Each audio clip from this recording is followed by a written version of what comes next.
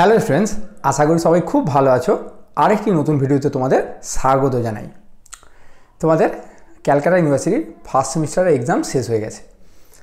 তো এবারে তোমাদের সেকেন্ড সেমিস্টারের ম্যাথমেটিক্স মেজর বলো বা মাইনর বলো দুজনেরই সিলেবাস একই। সেই সিলেবাসের মধ্যে কী কী আছে, টপিকগুলোই বা কীরকম, মানে জিনিসগুলো ঠিক কীরকম, বা কী বই কিনতে হবে, কিভাবে পড়বে, সব কিছু নিয়ে আজকের এই ভিডিওটি বানাচ্ছি। ঠিক আছে, প্রথমে একটা কথা বলে দিই যে আমি ক্যালকাটা ইউনিভার্সিটির সিলেবাস ধরে পড়াই বলে আমি ক্যালকাটা ইউনিভার্সিটির সিলেবাসটাই বলছি, কিন্তু যারা অন্য অন্য ইউনিভার্সিটি আছে, Kalyan university, Vidyasagar university, Bardhaman university বা আর যে সমস্ত ইউনিভার্সিটিগুলো আছে, তো তাদের স্টুডেন্ট যদি তুমি হয়ে থাকো তারাও দেখতে পারো। কেন কি সিলেবাস মোটামুটি একই রকম, ঠিক আছে, হয়তো 10% বা 20% একটু এধার ওধার থাকতে পারে, বাট ম্যাক্সিমামটাই একই। তারাও দেখতে পারো, তারাও হেল্পফুল হবে আর কি ভিডিওটা দেখলে। আচ্ছা, তো চলো আমি তাহলে তোমাদের বলি যে ক্যালকাটা ইউনিভার্সিটি আন্ডারে সেকেন্ড সেমে মেজর বলো বা মাইনর বলো ম্যাথামেটিক্সে কী আছে। দেখো তোমাদের এই সেমিস্টারে শুধু বেসিক অ্যালজেব্রা আছে, ঠিক আছে, আমি এখানে লিখে রেখেছিলাম বেসিক অ্যালজেব্রা। বেসিক অ্যালজেব্রার তিনটে ভাগ আছে, আমি তোমাকে একদম পুরো ডিটেলসেই বোঝাচ্ছি। তিনটে ভাগের মধ্যে একটা হচ্ছে তোমার ক্লাসিক্যাল অ্যালজেব্রা, একটা হচ্ছে অ্যাবস্ট্রাক্ট অ্যালজেব্রা,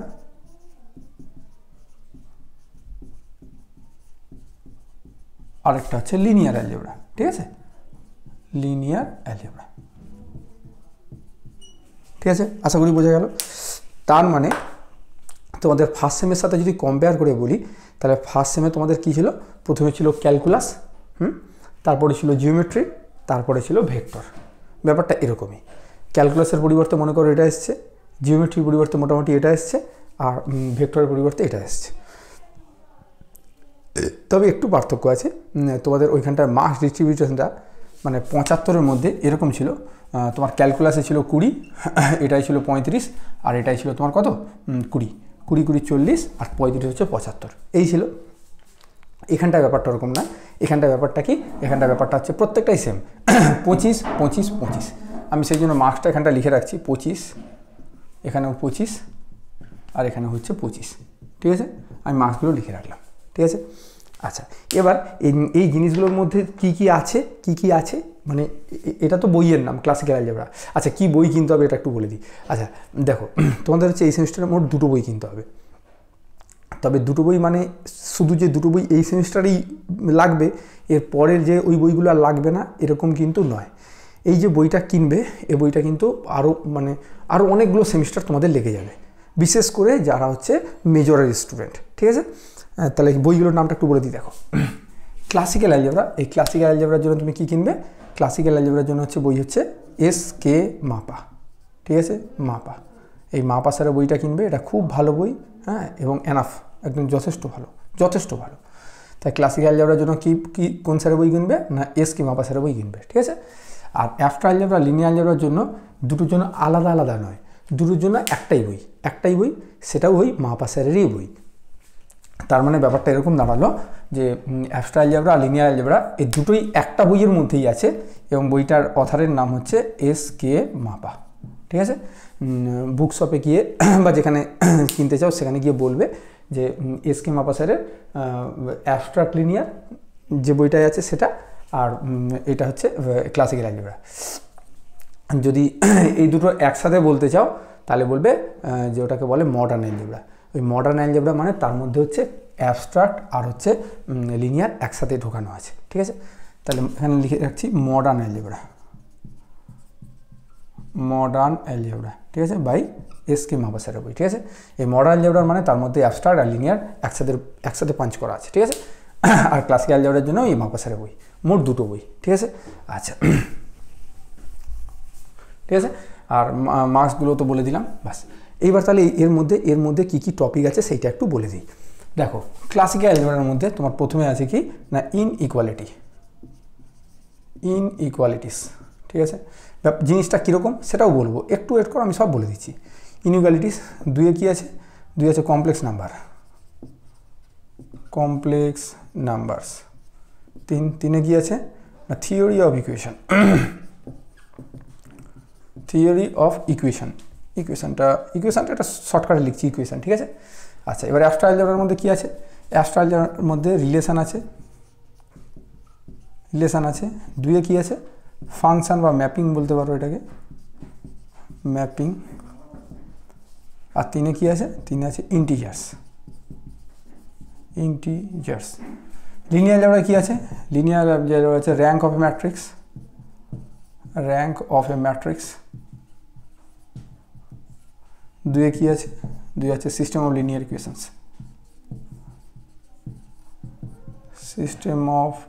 ইকুয়েশনস।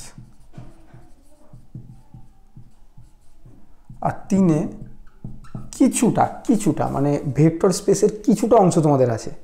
ভেক্টর স্পেসের সাব স্পেস, হ্যাঁ, ওই সব জিনিসগুলো নেই। যদিও সাব স্পেস ব্যাপারটা এখনও তোমরা জানো না, যাই হোক, মানে ওগুলো কিচ্ছুই নেই, মানে ভেক্টর স্পেসের কিছুই নেই। একদম একটা ইজি টপিক ধরে দিয়েছে। এটা 25 নাম্বারের কোনো মানে যোগ্যই নয়, মানে কি বলবো, এটা 15 নাম্বার হলে ঠিক থাকতো, তাও 25 দিয়েছে। এখান থেকে তোমাদের পাস করার একটা জায়গা রেখে দিয়েছে, মানে হয়তো পরীক্ষার আগের 1 মাস পরেই হয়তো এখান থেকে কেউ পাস করে গেল, এরকম একটা ব্যাপারটা। স্যার একটু উদাহরণ দিয়ে বলুন। উদাহরণে যেমন ফার্স্ট সেমিস্টারে দেখবে অনেক স্টুডেন্ট আছে যারা ওই ভেক্টরের উপরে জোর দিয়ে পাস করে গেছে। ক্যালকাটা ইউনিভার্সিটি এবার কোশ্চেনটা ভেক্টরের অত্যন্ত সহজ করে দিয়েছে, ওইটার উপর বেস করে পাস করে গেছে। সেই রকমই এই লিনিয়ারের উপর বেস করে সবাই পাস করে যায়। তবে তোমার টার্গেট কেন পাস করা হবে? তোমার টার্গেট ভালো স্কোর করা হবে। 75-এর মধ্যে 70-এর উপরে পাওয়ার চেষ্টা করো। পাওয়া যায়, আমি বাড়িয়ে বলছি এরকম নয়, তুমি ঠিকঠাক করে পড়াশোনা করলে পাবে, এমনও কঠিন নয়। তবে কি প্রথম থেকে পড়তে হবে। তুমি যে আগে 2 মাস পড়বে, আগে 2 মাস পড়ে বলবে যে 75-70 পাবো, ওইভাবে তো হয় না। রেগুলার পড়তে হবে, রেগুলার পড়ো, কোনো কম পড়ো, ধরো 5 ঘন্টা করেই পড়ো, রেগুলার পড়ো, কনসিস্টেন্সি যেন থাকে, ঠিক আছে। আচ্ছা, তিনে যেটা বলছি ভেক্টর স্পেস 1। ভেক্টর স্পেস লিখতে ইচ্ছে হচ্ছে না কেন বলো তো? ভেক্টর স্পেসটা অ্যাকচুয়ালি তোমাদের আছে না ক্যালকাটা ইউনিভার্সিটির 5th সেমে, হ্যাঁ। তো যাই হোক, এখন লিখে দিচ্ছি, মানে এটা ইগনোর করার চেষ্টা, সবচেয়ে ভালো এটা মুছে দিই, ছেড়ে দাও। ভেক্টর স্পেসে বেকার কিছু নেই, ছাড়ো, মানে একদম সামান্য পরিমাণে আছে, সব ব্যবস্থা করে দেবো, সব বুঝিয়ে দেবো, কোনো চিন্তা করবে না। তাহলে rank of matrix, system of linear equations.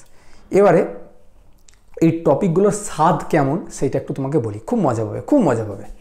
আমি একদম প্রথম থেকে শেষ অবধি শুরু করছি, ঠিক আছে। প্রথমে ইনইকুয়ালিটি মানে এই যে এগুলো হচ্ছে ইনইকুয়ালিটি সাইন। এই ইনইকুয়ালিটি সাইন এটা হচ্ছে গ্রেটার দ্যান সাইন। এই হাঁটা যার দিকে থাকবে সে বড় হয়, আর হাঁটা যার দিকে এদিকে এরকম করে যদি হয় তাহলে হাঁটাকে এদিকে দিতে হবে, এটাকে দিতে হবে। হাঁটা যার দিকে থাকবে সেটা হচ্ছে বড় হয়। তাহলে 2 ইজ লেস দ্যান 4, এটা হচ্ছে লেস দ্যান, আর এটা হচ্ছে greater than. 4 is greater than 3। কথাটা কী বলছি বুঝতে পারছো? এইগুলো হলো ইনইকুয়ালিটি। স্যার মজাটা তো পেলাম না, আপনি বললেন মজা পাবে, বলছি। স্বাভাবিকভাবে দেখো তো, আমি তোমাকে একটা জিনিস লিখছি, এটা দেখো তো স্বাভাবিকভাবে তোমার মনে হয় কি না যে এ গ্রেটার দ্যান বি, আমি তোমাকে বললাম, তাহলে এটা ইমপ্লাই করবে A square greater than B square. দেখো তো এটা ঠিক লেখা আছে কি না? এ যদি বির থেকে বড় হয় তাহলে স্কোয়ারটা বি স্কোয়ারের থেকেও বড় হবে। তোমার স্বাভাবিকভাবে মনে হচ্ছে কিনা? হ্যাঁ বলো, হ্যাঁ কিনা বলো, মনেই বলো। স্বাভাবিকভাবে মনে হচ্ছে তো? এবার দেখো একটা কথা বলি, এক্ষুনি মজা পেয়ে যাবে।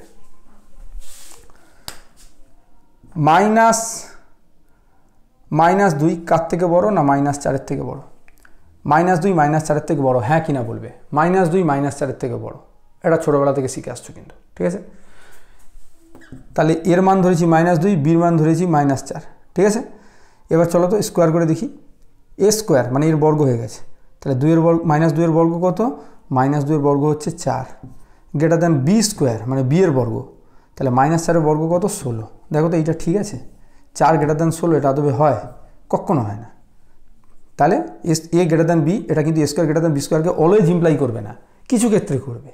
কোন ক্ষেত্রে করবে না, সব কিছু আমি তোমাকে ইনইকুয়ালিটি চ্যাপ্টারে বলেছি বা বলবো, দেখতে পাবে। কীভাবে দেখবে সব বলছি, একটু পরে সেগুলো বলছি, ঠিক আছে। আপাতত দেখো এটা কিন্তু ভুল হয়ে গেল, তাই না? এটাই হচ্ছে মজা। আরও একটা মজা দিচ্ছি। ধরো তোমাকে বলা হলো যে এ গ্রেটার দ্যান বি, এগুলো সব রিয়েল নাম্বার, ঠিক আছে, আর সি গ্রেটার দ্যান ডি। খুব স্বাভাবিকভাবে তোমার মনে হচ্ছে না যে এই দুটোকে যদি বাদ দিই তাহলে এই দুটো থেকে বাদ দিলে এটা বড় থাকবে, এই সাইডটা বড় থাকবে। খুব স্বাভাবিক। দেখো এ গ্রেটার দ্যান বি আর সি গ্রেটার দ্যান ডি হলে A minus C greater than B minus D, এটা মনে হচ্ছে, আপাতত দৃষ্টিতে মনে হচ্ছে। দেখবে মজা, দেখবে, দেখাচ্ছি। মনে করো 6 গ্রেটার দ্যান 5, 6 > 5, আর এখানটায় ধরো তোমাকে নিলাম 4 > 1। দেখো দুটো ঠিক আছে কিনা, 6 5-এর থেকে বড়, 4 1-এর থেকে বড়। তাহলে এখানে কি করা হয়েছে, a - c করা হয়েছে, অর্থাৎ 6 - 4 এটা গ্রেটার দেন হবে b - d, 5 - 1। 6 থেকে 4 বাদ গেলে 2, আর 5 থেকে 1 বাদ গেলে 4, 2 > 4। এটা সত্য কথা, দেখো তো 2 4 থেকে বড়, একদমই নয়, একদমই নয়, একদমই নয়। অথচ যেন দেখে মনে হচ্ছে দেখো এটা কিন্তু সঠিক আছে। এইগুলোই মজা, এগুলো হচ্ছে কেন বা কখন হবে, কি ব্যাপার, সব কিছু আমরা শিখবো কোথায়, সব শিখবো আমরা হচ্ছে ইনইকুয়ালিটিসে। ঠিক আছে, আচ্ছা আরও অনেক কিছু আছে। এবারে এত কিছু বললে কি বলো তো, এইগুলো তোমার বলা হবে না। ওই জন্য আমি চাইছি সবগুলোই একটু একটু করে বলতে, যাতে তোমাদের একটু মানে বুঝতে পারো যে কতটা মজার জিনিস। ঠিক আছে, তাহলে ইনইকুয়ালিটি তোমাকে মোটামুটি একটু বুঝালাম যে জিনিসগুলো কী। এবার কমপ্লেক্স নাম্বার। কমপ্লেক্স নাম্বার মানে হচ্ছে জটিল সংখ্যা। তোমরা ক্লাস 11-এ পড়েছিলে, হয়তো বা একটু কেউ ইগনোরও করেছো, অসুবিধা নেই, সব ডিটেলসেই পড়ানো হবে এখানটায়। ঠিক আছে, কোনো চিন্তা করবে না। কমপ্লেক্স নাম্বার জিনিসটার মধ্যে কী আছে, মজাটা কী আছে একটু বলি, তাহলে তোমার ভালো লাগবে। মজাটা হচ্ছে ধরো log 1, log 1-এর ভ্যালু কত, 0, log 1-এর ভ্যালু 0। log 2, তোমরা এগুলো সব কেমিস্ট্রিতে শিখতে, মনে করো log 2 এর ভ্যালু লাগতো, log 3 এর ভ্যালু লাগতো, এইসব লাগতো। কোনো দিন জীবনে দেখেছো log -1? জীবনে কোনো দিন দেখেছো লগের ভিতরে নেগেটিভ ঢুকে গেছে? যখনই ঢুকে যেত তখনই তুমি কি বলতে যে এটা হচ্ছে আনডিফাইন্ড, এটা অসংজ্ঞাত, এর কোনো ভ্যালু থাকবে না। কিন্তু আমি তোমাকে দেখাবো, যখন এই কমপ্লেক্স নাম্বার চ্যাপ্টারটা পড়বো আমরা, log -1 এর ভ্যালু বেরোবে, আরও মজার জিনিস দেখবে। i = √(-1) পড়েছো না? log i এর ভ্যালু পর্যন্ত বের করে দেখাবো। লগের ভিতরে একটা ইমাজিনারি নাম্বার ঢুকে যাচ্ছে, সেটার ভ্যালু পর্যন্ত আমরা বের করে দেখবো। ঠিক আছে, আচ্ছা আরও মজার জিনিস কী আছে, কমপ্লেক্স নাম্বারে কী শিখবো? তোমরা ছোটোবেলায় শিখেছিলে যে sin x এর ভ্যালুটা -1 থেকে 1 এর মধ্যে থাকে। এবং যদি তোমাদেরকে বলা হতো যে sin θ = 1, এটাকে সলভ করতে, তাহলে তোমরা কী করতে, থিটার জায়গায় sin θ কখন 1 হয়, যখন থিটার মানটা π/2 হয়। এবার জেনারেল সলিউশন হলে 2nπ যুক্ত করে দিতে, সেটা আলাদা কথা। ঠিক আছে, তাহলে sin θ সমান যদি তোমাকে 2 সলভ করতে বলে, তাহলে তুমি কি করবে? একটু আগে তো বলা হলো sin x এর মানটা -1 থেকে 1 এর মধ্যে থাকে, যখন এক্সটা হচ্ছে রিয়েল নাম্বার। থিটা যদি রিয়েল ধরা হয়, তাহলে sin θ এর মানটা -1 থেকে 1 এর মধ্যে থাকবে। কিন্তু এখানে sin θ এর মানটা 2 বলেছে, তাহলে আমরা কি বলবো যে এর কোনো সমাধান নেই, কারণ sin θ এর ভ্যালুটা অলওয়েজ -1 থেকে 1 এর মধ্যে থাকে। কিন্তু টুইস্টটা হচ্ছে এইখানটায়, যখন আমরা কমপ্লেক্স নাম্বার পড়বো, তখন sin z = 2কে আমরা সলভ করতে পারবো। এখান থেকে জেডের ভ্যালু বেরোবে, আমি তোমাকে বের করে দেখাবো। এই অঙ্কটা পরীক্ষাতেও পড়ে। ঠিক আছে, আচ্ছা এবার তোমার মনে হচ্ছে স্যার তাহলে এই ব্যাপারটা কী হলো? তাহলে ব্যাপারটা একটু বলে দিই, যে এখানে এক্সটা যদি রিয়েল হয় তখন হচ্ছে এইটা হোল্ড করে। কিন্তু এখানে যে জেডটা লিখেছি, এই জেডটা রিয়েল নয়, এটা হচ্ছে কমপ্লেক্স। ঠিক আছে, কমপ্লেক্সের জন্য এর সমাধান থাকবে। কী বলছি আশা করি বুঝতে পারছো। তো এরকম আরও অনেক মজার জিনিস আছে, কমপ্লেক্স নাম্বার যখন শিখবে তখন তুমি কিন্তু দেখতে পাবে। ঠিক আছে, আচ্ছা এবার থিওরি অফ ইকুয়েশনে কী আছে মজার জিনিস, সেটা একটু বলি। থিওরি অফ ইকুয়েশনে তোমার যদি প্রথমে বলতে হয়, ধরো কী দিয়ে শুরু করি বলো তো, ধরো x³ - 3x + 1 এর রুটগুলো তুমি বার করতে বললো, তাহলে তুমি ভ্যানিসিং মেথডে বের করে দেবে। ঠিক আছে, এবার দেখো ভ্যানিসিং মেথডে না সবসময় ওভাবে রুটস বের করা যায় না, কিছু সময় ওটা কিন্তু বের করতে পারা যায় না। ঠিক আছে, তখন তাহলে আমাদেরকে খুঁজতে হবে যে রুটসগুলো কোথায় আছে। মানে ধরো এটা যদি রিয়েল নাম্বার লাইন হয়, যদি এখানে 0 থাকে, 1 থাকে, এখানে যদি 2 থাকে, এখানে -1, এখানে -2, এরকম করে যদি চলতে থাকে, ঠিক আছে, তাহলে অনেক সময় কী বলো তো, এই 0 বা 1 বসালে এক্সের জায়গায় 0 হয় না। ঠিক আছে, তো তখন কি হয়, কিছু ক্ষেত্রে কী বলো তো, 0 আর 1 এর মধ্যিখানে রুট থাকে। একটু সহজ করে বললে, এক্সের জায়গায় হয়তো হাফ বসালে এটার ভ্যালু হচ্ছে 0 হচ্ছে। ঠিক আছে, তো আমরা এটাকে হয়তো কিছু সময় সলভ করতে পারি না, কিন্তু আমরা এই থিওরি অফ ইকুয়েশন চ্যাপ্টারে এমন কিছু পদ্ধতি শিখব, যেই পদ্ধতির সাহায্যে এই ইকুয়েশনগুলোকে সলভ করা তো সহজে হয়, উপরন্তু এই রুটসগুলো কোথায় আছে, 0 1 এর মধ্যিখানে, না 1 2 এর মধ্যিখানে, না 2 3 এর মধ্যিখানে, কোথায় রুটসগুলো আছে সেগুলো সব বুঝতে পারা যায়। ঠিক আছে, সেগুলো আমরা শিখবো থিওরি অফ ইকুয়েশনে। আরও মজার জিনিস কি, আরও মজার জিনিস হচ্ছে তোমরা 3 ডিগ্রি ইকুয়েশান সলভ করেছো, কিন্তু 4 ডিগ্রি ইকুয়েশান সলভ করেছো। 4 ডিগ্রি ইকুয়েশান ধরো x⁴ + 5x² - 3x + 2 এটাকে সলভ করতে বলেছি, শিখেছো? সেগুনি কিন্তু আমরা এই থিওরি অফ ইকুয়েশানে আমরা ফেরারিস মেথডে শিখবো যে একটা 4 ডিগ্রি ইকুয়েশানকে বলা হয় bi quadratic equation. First degree হলে লিনিয়ার, সেকেন্ড ডিগ্রি হলে কোয়াড্রেটিক ইকুয়েশান, থার্ড ডিগ্রি হলে কিউবিক ইকুয়েশান, আর 4 ডিগ্রি হলে বাই কোয়াড্রেটিক ইকুয়েশান। এই বাই কোয়াড্রেটিক ইকুয়েশানকে কীভাবে সলভ করতে হয় ফেরারিস মেথডের সাহায্যে, সেটা কিন্তু আমরা থিওরি অফ ইকুয়েশান চ্যাপ্টারে শিখবো। আরও মজার জিনিস কী আছে, আরও মজার জিনিস তোমরা কোয়াড্রেটিক ইকুয়েশানের ক্ষেত্রে শিখেছিলে x² + bx + c যদি 0 হয়, এর যদি দুটো রুট আলফা বিটা হয়, অবশ্যই এটা নট ইকাল টু 0, যদি এর রুট আলফা বিটা হয় তাহলে আলফা প্লাস বিটা সমান -b/a, আলফা বিটা সমান c/a। এখান থেকে আরও অঙ্ক অনেক কিছু করেছিলে। হ্যাঁ, এবার মজাটা হচ্ছে এখানে তোমার এরকম কোয়াড্রেটিক ইকুয়েশান দেবে না, দেবে কিউবিক ইকুয়েশান বা বাই কোয়াড্রেটিক ইকুয়েশান, অর্থাৎ ax³ + bx² + cx + d = 0 দেবে। তখন রুটগুলো কী হবে, আলফা বিটা না, তখন হবে আলফা বিটা গামা। তাহলে alpha plus beta plus gamma সমান কী হবে, আলফা বিটা গামাই বা কী হবে, এগুলো সব শিখবো, সেই রিলেটেড অঙ্কগুলোও শিখবো। আবার তোমার 3 ডিগ্রিও নয়, তোমাকে দিয়ে দেবে 4 ডিগ্রি, মানে by quadratic, ax⁴ + bx³ + cx² + dx a b c d, আর ধরো কথা ই নিয়ে, যদি ফর্মটা একটু অন্যভাবেই নেওয়া হয়, যাই হোক একটু বোঝার চেষ্টা করো। তাহলে এরকম দিয়ে দেবে, দিয়ে যদি রুটগুলো বলে alpha beta gamma delta, a b c d, ঠিক আছে? হ্যাঁ, আলফা বিটা গামা ডেল্টা, তখন alpha plus beta plus gamma plus delta সমান কী হবে, এগুলো সব শিখবো আমরা, সব থিওরি অফ ইকুয়েশানে শিখবো, ঠিক আছে? হেভি মজা হবে। আচ্ছা, তাহলে থিওরি অফ ইকুয়েশানে কী কী আছে একটু বললাম তোমাকে। এইবার রিলেশান ম্যাপিং, এটা একটু বলি। রিলেশানের বাংলা কি? রিলেশানের বাংলা হচ্ছে সম্বন্ধ। ম্যাপিংয়ের বাংলা কি? ম্যাপিংয়ের বাংলা হচ্ছে চিত্রণ। আমি জানি তোমাদের মধ্যে 90% স্টুডেন্ট এইটা হচ্ছে স্কিপ করে এসেছো, ক্লাস 11-12 স্কিপ করেছো, এর অল্টারনেটিভ অঙ্কগুলো করে এসেছো, ইনভার্স ফাংশনের অঙ্কগুলো হয়তো করেছো। হ্যাঁ, মানে ত্রিকোণমিতিক বিপরীত বৃত্তীয় অপেক্ষকের অঙ্ক করেছো, এটার অপশনাল হিসেবে হয়তো বা এগুলো ছেড়ে এসছো। কোনো চিন্তা করবে না, গোড়া থেকে শেখানো হবে, গোড়া থেকে। ইনফ্যাক্ট তোমাদের সেটটা সিলেবাসে নেই, কিন্তু তোমাকে সেটও শেখানো হবে। সেটের পরে রিলেশানের পরে ম্যাপিং, এগুলো সব এক পর করে শিখতে হয়, ঠিক আছে? বা সেটের পরে ইন্টিজার শিখে তারপর রিলেশান ম্যাপিং শিখলে আরও ভালো হয়, কারণ রিলেশানের ডিভিজিবিলিটির কনসেপ্ট লাগে। যদিও আমি কী বলছি বুঝতে পারবে না, যখন পড়াবো তখনই বলবো, ছেড়ে দাও, এখন না চাপ নেই, সব কিছু ডিটেলসে শেখানো হবে। রিলেশান ম্যাপিং এগুলো তোমরা স্কিপ করেছো, এবং তোমাদের ম্যাক্সিমাম জনের এটা একটা ঘৃণার জায়গা, মানে একটা নাম শুনলেই তোমাদের একটা ঘৃণা চলে আসে, সেট মানে সম্বন্ধ চিত্রণ, একদম না, ছেড়ে দাও। আমি বলছি এটা ইন্টারেস্টিং, হেভি সুন্দর ইন্টারেস্টিং, একদম বিশ্বাস না হয় কি একটা ক্লাস দেখো আমার। প্রথমে সেটের একটা ক্লাস আছে, তারপর রিলেশানের ক্লাস আছে, ম্যাপিংয়ের ক্লাস আছে। প্রথমের ক্লাসগুলো সব ফ্রিতেই রাখা হয়েছে, একটু গিয়ে যাও সেটের ক্লাসটা, ফার্স্টের ক্লাসটা চালিয়ে দাও, রিলেশানের ফার্স্ট ক্লাসটা চালিয়ে দাও, একটু দেখো, দেখে যদি মজা না পাও তখন আমাকে এসে বলে যাবে, তখন তুমি আমাকে এই ভিডিওর কমেন্টে এসে বলবে যে স্যার আপনি বলেছিলেন মজার জিনিস, কিন্তু আমরা কোনো মজা পাইনি, বলে যাবে, ঠিক আছে? আচ্ছা, ভিডিওগুলো দেখবে কী করে সব আমি বলে দিচ্ছি, একটু পরে একটু পুরোটা বলে নিই, তারপর আমি তোমাকে বলে দিচ্ছি যে ভিডিওগুলো কীভাবে দেখতে হবে, কী ব্যাপার না ব্যাপার সব কিছু বলে দিচ্ছি, ঠিক আছে?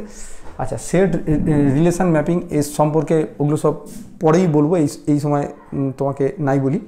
ইন্টিজার্সটা বরঞ্চ বলি। ইন্টিজার্স ব্যাপারটা কি, এটা একটু নতুন জিনিস, আর এটা মানে কি বলবো, এটা যখন পড়বে না পুরো মানে নাচতে ইচ্ছা করবে, এত মজা। স্যার একটু বলুন কী কী মজা আছে, বলছি। ধরো তোমাকে বলা হলো 3 টু দি পাওয়ার ধরো 3 টু দি পাওয়ার 4 বলা হলো, এর হচ্ছে এককের অঙ্ক কত হবে বা লাস্ট ডিজিটটা কী হবে। ধরো 735, এর লাস্ট ডিজিটটা হচ্ছে 5, তেমনি 3 টু দি পাওয়ার 4 এর লাস্ট ডিজিটটা কী হবে বলো। আমি জানি তোমরা চোখ বন্ধ করে বলে দেবে 3 টু দি পাওয়ার 4 মানে তো 81, লাস্ট ডিজিট 1 হবে। হ্যাঁ, 1 হবে। হ্যাঁ, পরীক্ষা কী আসবে জানো, পরীক্ষা আসবে 455। বলো 3 টু দি পাওয়ার 455 লাস্ট ডিজিটটা কী হবে বলো এবারে। ও বাবা, এত বড়, আরে ভাই এটা করতে বলবো, শুরুর দিকে 1 মিনিট লাগে, আর হার্ডলি মানে ভালো করে প্র্যাকটিস করার পরে 30 সেকেন্ডে লোক নামিয়ে দেয়। 30 সেকেন্ডে যে কোনো স্টুডেন্ট নামিয়ে দেয়, তুমি যদি ঠিকঠাক করে শেখো। কথাটা কী বলছি বুঝতে পারছো? বিশ্বাস না হয় ভিডিওগুলো দেখলে বুঝতে পারবে সব। যাই হোক, সব বলছি কী আর ভিডিও দেখতে হয়। 3 টু দি পাওয়ার 455 দে না 4055, কিছু 555, কিচ্ছু হবে না। এইসব এর লাস্ট ডিজিটটা কত হবে সব একদম নিমেষের মধ্যে পেয়ে যাবে। কথাটা কী বলছি বুঝতে পারছো? বা তোমাকে ধরো বলা হলো আরও ধরো থাকে যে হ্যাঁ, আর যদি থাকে কি বলো তো, থাকে তোমার, হ্যাঁ একটু মনে করতে দাও, হ্যাঁ মৌলিক সংখ্যা তোমরা সবাই বলো যে সবচেয়ে বড় মৌলিক সংখ্যা অমুক, মাঝে মাঝেই দেখি একটা পোস্ট দিয়ে দেয় যে সবচেয়ে বড় মৌলিক সংখ্যা হচ্ছে এত বড় একটা নাম্বার দিয়ে বলে এইটা সবচেয়ে বড় মৌলিক সংখ্যা। ভ্রান্ত ধারণা, সবচেয়ে বড় মৌলিক সংখ্যা বলে কথাটাই ভুল, সবচেয়ে বড় মৌলিক সংখ্যা কথাটাই ভুল। যেমন সোনার পাথর বাটি, এই কথাটাই ভুল, সোনার আবার পাথর বাটি, মানে পাথর সে সোনা হয় কী করে, এরকম ব্যাপারটা। তেমনি সবচেয়ে বড় মৌলিক সংখ্যা কথাটাই ভুল। কেন ভুল কেন স্যার? কারণ মৌলিক সংখ্যা পৃথিবীতে অসংখ্য রয়েছে, ওর কোনো শেষ থাকে না। তুমি লাস্ট মৌলিক সংখ্যা বলবে, তারপরেও মৌলিক সংখ্যা এক্সিস্ট করছে। তুমি যেটাকে লাস্ট বলছো, অ্যাকচুয়ালি লাস্ট বলে তো হয় না। সাপোজ কেউ বলছে, রামবাবু বলছেন যে লাস্ট মৌলিক সংখ্যা হচ্ছে অমুক, আমি বলবো না ওটা লাস্ট নয়, ওর পরে আরও বড় বড় মানে লাখ লাখ কোটি কোটি অসংখ্য মৌলিক সংখ্যা আছে।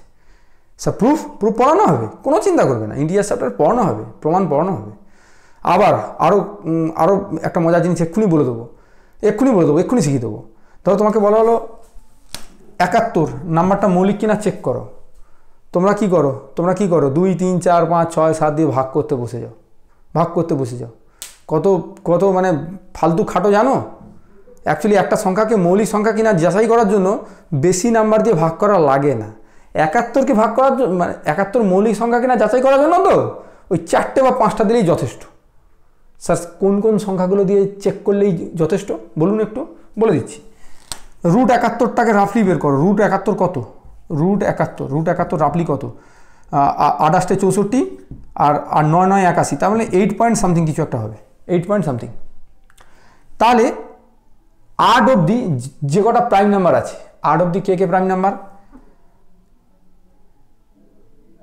2 একটা প্রাইম নাম্বার, হ্যাঁ 2 কিন্তু প্রাইম নাম্বার, হ্যাঁ 2 prime number, 3 prime number, 5 prime number, 7 prime number, 8 prime number নয়। তাহলে 8 অবধি কে প্রাইম নাম্বার? 2 3 5 7, ব্যাস এই কটা দিয়ে খালি 71কে ভাগ করবে, আর অন্য নাম্বার দিয়ে ভাগ করার দরকার নেই। এগুলো সব তোমাকে শেখানো হবে। একটা সংখ্যা মৌলিক কিনা যাচাই করার জন্য এবার তোমাদের খাটনি কমে যাবে। মাত্র 4টে সংখ্যা দিয়ে ভাগ করবে। যদি ভাগ চলে গেল তাহলে আর মৌলিক থাকলো না, আর যদি ভাগ না যায় তাহলে মৌলিক। 2 3 5 7 দিয়ে ভাগ করো তো। 2 দিয়ে ভাগ হচ্ছে, 2 দিয়ে ভাগ যাচ্ছে না, 2 দিয়ে ভাগ যাচ্ছে না। 3 দিয়ে না, তাও যাচ্ছে না। ভাগ মানে এখানে পূর্ণ সংখ্যা তোমাকে পেতে হবে, পূর্ণ সংখ্যা। যেমন 6/2 করলে 3 পূর্ণ সংখ্যা, তাহলে 6 2 দিয়ে ভাগ যায়, কিন্তু 71/3 করলে পূর্ণ সংখ্যা হচ্ছে না। 5 দিয়ে ভাগ করলে না, পূর্ণ সংখ্যা হচ্ছে না। 7 দিয়ে ভাগ করলে না, পূর্ণ সংখ্যা হচ্ছে না। ব্যাস, তাহলে 71 হচ্ছে প্রাইম নাম্বার, বাস। আর কোনো নাম্বার চেক করবো না আমি 7-এর পরে কোনো নাম্বার দিয়ে চেক করবো না। কথাটা বোঝা গেছে? এগুলো সব তোমাকে শেখানো হবে, ঠিক আছে? আর কত মজার জিনিস আছে তোমার সাথে। বড় বড় সংখ্যা এরকম সব বড় সংখ্যা last digit 7 × 4 to the power 42 plus 3 × 4 to the 3 × 5 to the power 73, বলো এর লাস্ট ডিজিটটা কত? একদম নিমেষের মধ্যে বের করে দেবে। বললে এটাকে লাস্ট ডিজিট বলবে না, এবারে বলবে 73, বলবে এই সংখ্যাটাকে 7 দিয়ে ভাগ করা হচ্ছে, এত বড় একটা সংখ্যাকে 7 বার ছেড়ে দাও না, 8 বলো, 8 দিয়ে ভাগ করা হচ্ছে। ভাগ করা হলে ভাগশেষ কত হবে? 8 দিয়ে ভাগ করা হলে না, ভাগশেষ না, দাঁড়াও, ঠিকই বলেছি। 8 দিয়ে ভাগ করা হলে ভাগশেষ কত হবে? আমরা কনগ্রুয়েন্স শিখবো, কনগ্রুয়েন্স, ওর সাহায্যে একদম নিমেষের মধ্যে বলে দেবো ভাগশেষ কত হবে। বলতে গেলে কত টাইম লাগবে স্যার? ওই 1 মিনিট, 1 মিনিটের মধ্যে তুমি বলে দেবে। এত বড় একটা সংখ্যাকে 8 দিয়ে ভাগ করলে ভাগশেষ কত হবে, ষাট করে বলে দেবে। 63কে 8 দিয়ে ভাগ করলে ভাগশেষ কত হবে? 8 7 56, 4 3 7, 7 ভাগশেষ হচ্ছে। এইভাবে ভাগ করবো নাকি? না, আমরা কনগ্রুয়েন্সের সাহায্যে ভাগ করব, সেটা শিখতে হবে। সব শিখবো। ইন্ডিয়াস চ্যাপ্টারটা কত দামি চ্যাপ্টার, বুঝতে পারছো? কত আমাদের কাজ তাড়াতাড়ি করে দেয়, সব শিখবে, ঠিক আছে? এইবার সবচেয়ে সহজ যে জিনিসটা তোমাদের সেমিস্টারে, সেইটা একটু বলি। Linear algebra. আচ্ছা, রিলেশন ম্যাপিংটা বললাম না, কারণ সম্বন্ধ চিত্রণ সম্পর্কে তোমরা একটু হালকা পড়ে এসেছো, ওই জন্য আর আমি বলছি না, ওটা যখন পড়াবো তখনই বলবো, ঠিক আছে? আচ্ছা, আমি আপাতত টিক মেরে রাখছি, কিন্তু বলছি না। এবার rank of A matrix, system of linear equations. আচ্ছা, র্যাঙ্ক অফ এ ম্যাট্রিক্সটা এই মুহূর্তে বললে বুঝবে না, এটা ছেড়ে দাও। আমি সিস্টেম অফ লিনিয়ার ইকুয়েশনসটা বরঞ্চ বলে দিচ্ছি। সিস্টেম অফ লিনিয়ার ইকুয়েশনসে কী শিখবো একটু প্রথমে বলি। ধরো তোমাকে একটা ইকুয়েশন দেওয়া হয়েছে x + 2y + 3z = 5, 5x + 2y + 7z = 6, 7x + 3y - 6z = 10। এটাকে বলা হচ্ছে সলভ করো, সমাধান করো, x y z এর ভ্যালু বের করো। কী করবে, কীভাবে বের করবে? অনেক কিছুই আছে, কিন্তু তোমরা যেটা শিখেছো সেটা কি, সেটা হচ্ছে ক্র্যামার্স রুল। x সমান কি, Δ1/Δ, y সমান কি, Δ2/Δ, z সমান কি না Δ3/Δ। জানো এটা কত বড় একটা প্রসিডিওর ক্র্যামার্স রুল। আর ক্র্যামার্স রুলের ডিটারমিনেন্ট, 4খানা ডিটারমিনেন্ট বের করতে হয়। একটু যদি ভুল হয়ে যায় সমস্যা হয়ে যাবে। যদিও ভুল হয়ে যাওয়াটা সেটা এখানেও হতে পারে, সেটা বলা আমার উচিত নয়। যাই হোক, কিন্তু বড় প্রসিডিওরটা তো মানবে। এমন প্রসিডিওর শিখবে না মানে এটা ছাড়া আর কোনো কিছু করবেই না তুমি, আর কোনো কিছু করবেই না, বলবে ক্র্যামার্স রুল করার দরকার নেই। আর যে মেথড এখানে শেখানো হবে এই সিস্টেম অফ লিনিয়ার ইকুয়েশনসে, এমন মেথড শেখানো হবে, তারপর অন্য কিছু ধরতেই ইচ্ছা করবে না। আবার কি শিখবে, তোমাদের এরকম 3টে নয়, তোমাদেরকে 4টে দিয়ে দেবে, এরকম 4টে দিয়ে দেবে। ধরো 5w, এখানে -3w, এখানে বলবে প্লাস 6w = 5, এখানে বলবে 7, এখানে কথার কথা বলবে 2, বলবে এটা সলভ করো। তুমি এবার অবাক হচ্ছ, 3টে ইকুয়েশান আর 4টে variable x y z w, মানে 4টে আননোন আর 3টে ইকুয়েশান, এটা এও আবার সলভ হয়? হ্যাঁ ভাই, সলভ হয়। আবার নাও হতে পারে। কখন সলভ হবে, কখন সলভ হবে না, কখন এটাকে আমরা সলভ করতে পারবো, কখন সলভ করতে পারবো না, সব শিখবো, একদম পুরো ভিতরে ঢুকে শিখবো। কথাটা কী বলছি বুঝতে পারছো? এইসব জিনিসগুলো আমরা কিন্তু এই সমস্ত সিস্টেম অফ লিনিয়ার ইকুয়েশনসে শিখবো, খুব মজা হবে জিনিসগুলো, ঠিক আছে? তো এই ছিল মোটামুটি বিষয়গুলো।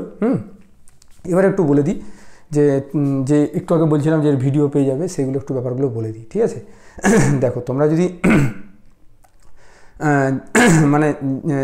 মানে যদি ধরো তোমরা যেখানেই থাকো, কাছাকাছি যদি অফলাইন টিউশন নিয়ে থাকো, তাহলে এখানেই ভিডিওটা স্টপ করে দাও, এরপরে তাহলে দেখার দরকার নেই।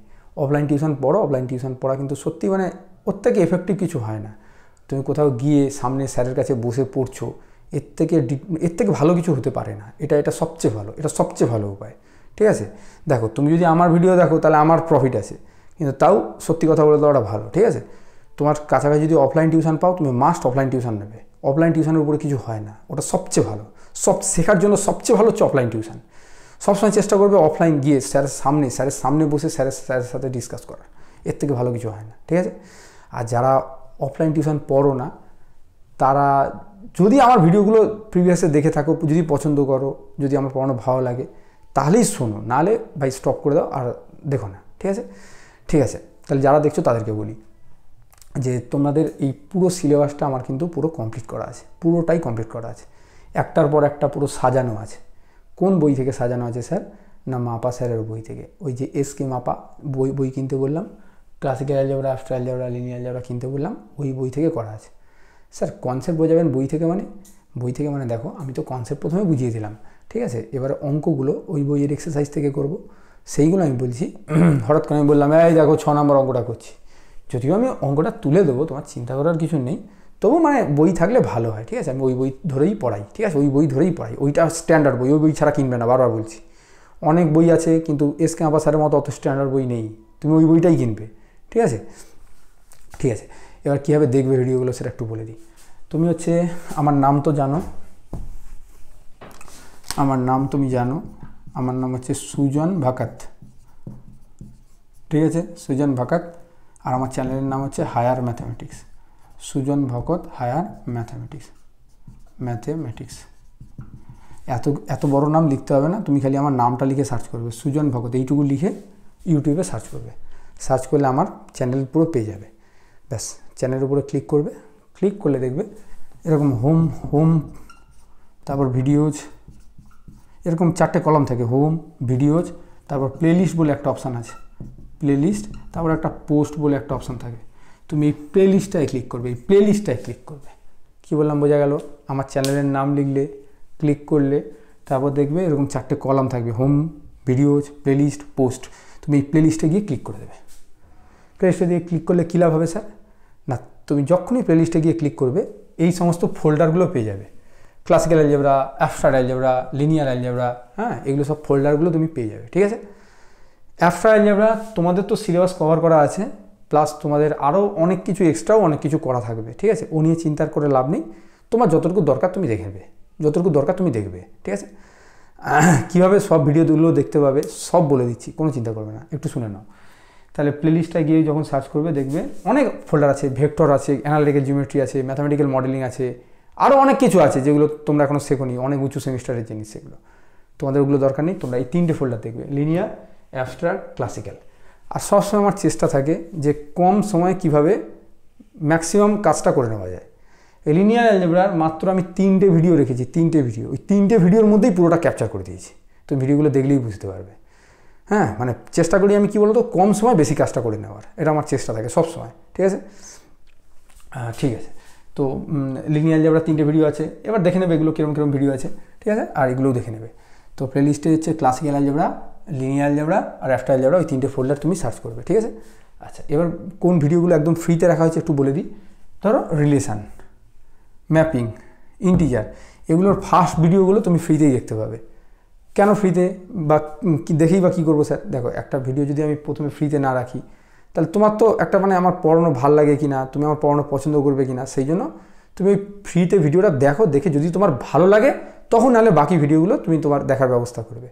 তোমার ভালো লাগে কি না আগে দেখো, তোমার ভালো নাও লাগতে পারে আমার পড়ানো, তাই না?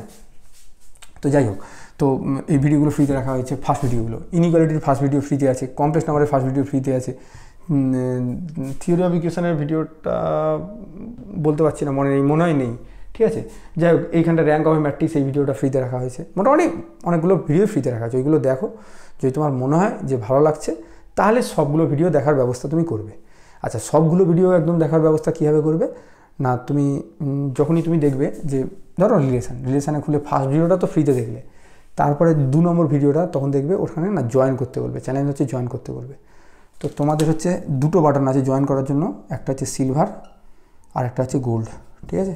সিলভারটা কত না, সিলভারটা হচ্ছে 299 আর গোল্ডটা হচ্ছে 599।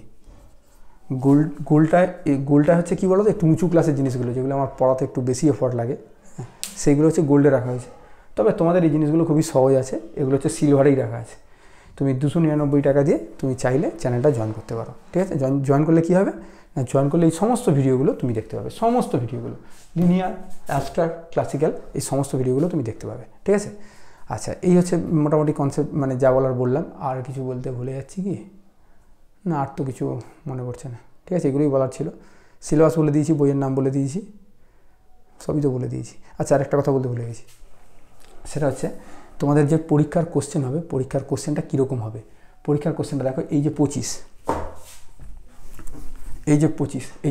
আছে, 25টা হচ্ছে একটা হচ্ছে শর্ট কোশ্চেন আর একটা হচ্ছে লং কোশ্চেন, এরকম ভাগ থাকবে, ঠিক আছে? শর্ট কোশ্চেন থাকবে কত না 5 আর লং কোশ্চেন থাকবে 20। কথাটা বোঝা গেল?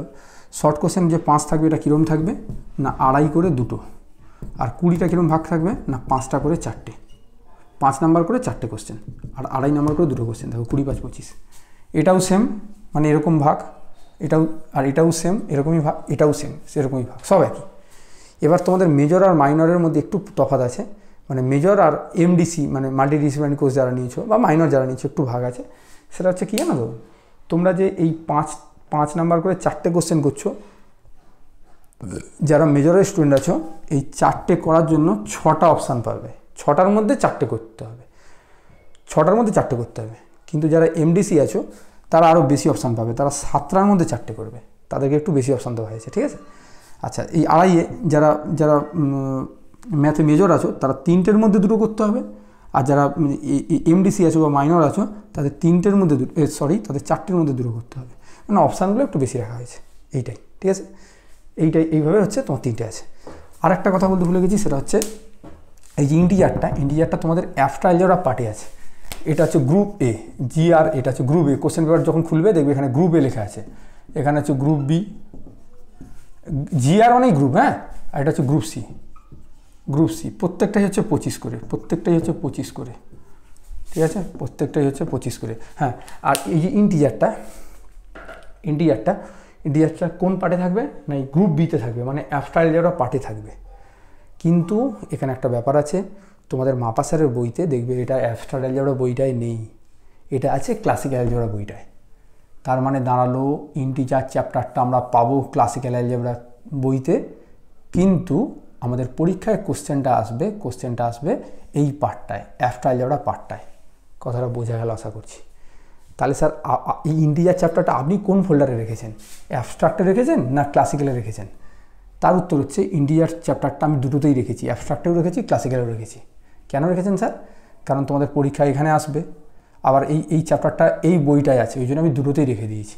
তুমি যে কোনো একটা থেকে দেখে নেবে, একই ভিডিও ভাই, একই ভিডিও দু জায়গায় রাখা আছে, কপি করে রাখা আছে, এরকমভাবে ভাবতে পারো। ঠিক আছে, যে কোনো একটা জায়গা থেকে তুমি সমস্ত ভিডিওগুলো দেখতে পারবে। ঠিক আছে, যা বলার মোটামুটি বলে দিলাম। এবার কিছু হয়তো ভুলে যেতে পারি বা তোমাদের কিছু প্রশ্নও থাকতে পারে, যা কিছু প্রশ্ন আছে সব কিছু কমেন্টে লিখে জানাও, কমেন্টে লিখে জানালে আমি অবশ্যই তোমাকে উত্তর দেবো। ঠিক আছে, চলো তাহলে এখানেই ক্লাসটা শেষ করছি। ভালো করে পড়াশোনা করো মন দিয়ে, চলো।